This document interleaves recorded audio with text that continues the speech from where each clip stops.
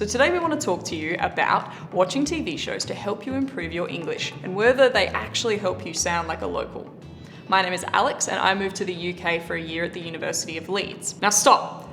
I know that I was going from learning Australian English to British English, which is going to be a lot easier than if you are an English second language speaker and you're trying to learn English or improve your English. I'm not diminishing that at all, but hopefully the suggestions I come up with today might be nice and easy ways of improving your language skills, or at least recognizing how conversations flow more naturally, and maybe it'll be more fun. Okay, recommendation time. Nobody come for me. These are just shows that I like. Some of them I haven't seen. Some of them you might not enjoy, but whatever, they're gonna work for the purposes of what we're talking about today. Talking about genre, I think one of the ones you're gonna wanna try and look out for is like teen, high school, university, dramas, comedies, anything of that ilk.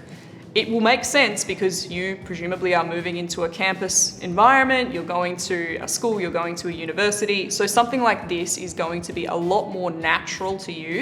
If you're going to the US, it's really easy. Most of the new shows are coming out of the US. But some recommendations could be things like Wednesday, The Umbrella Academy, Yellow Jackets, Euphoria. All of these are different genres. You've got comedy, fantasy, a little bit of sci-fi in there.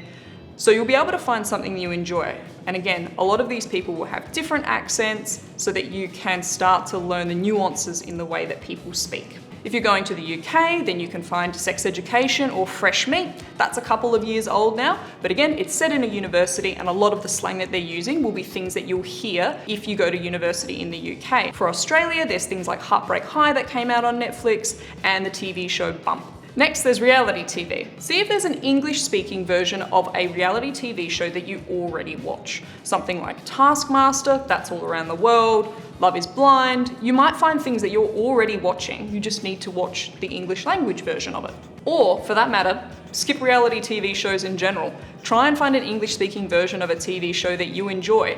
If the original version of that TV show was from your country, chances are the English language version isn't going to be as good. Be prepared for that. I'm not saying that the Australian Office is any good. I don't think that it is. Or, if you want to go hard mode, try a TV show that features characters from all around the world. So you're going to be exposed to a lot of different accents, a lot of different characters all at once.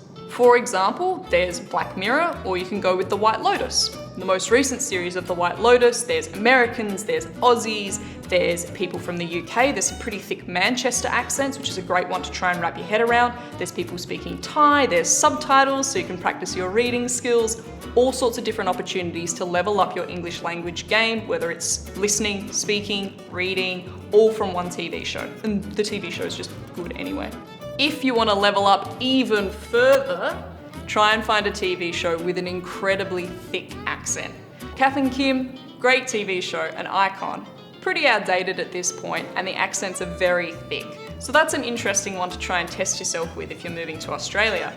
Another one would be Derry Girls. That really thick Northern Irish accent is a really interesting one to watch.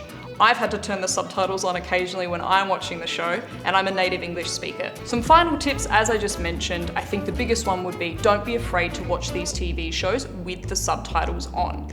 If English is your second language, it can be so much easier having the words down the bottom so that you can kind of flick your eyes back and forth and make sure that you're catching what those people are saying. I've had to turn subtitles on before, but for now, hopefully there's a TV show in the ones I've just mentioned that is appealing to you and you can start to practice your English language skills. You're going to be able to level up your conversations, you'll be picking up on slang that people are using around on campus, and hopefully it will help you again with your confidence. For more information about studying abroad, make sure you check out the Insider Guides website, hop on our Instagram, check out our TikTok. We're everywhere. Search Insider Guides and you'll find us. If you have any tips on TV shows that helped you learn the English language, or just TV shows that you enjoy in general, pop them in the comments. It'd be great to chat.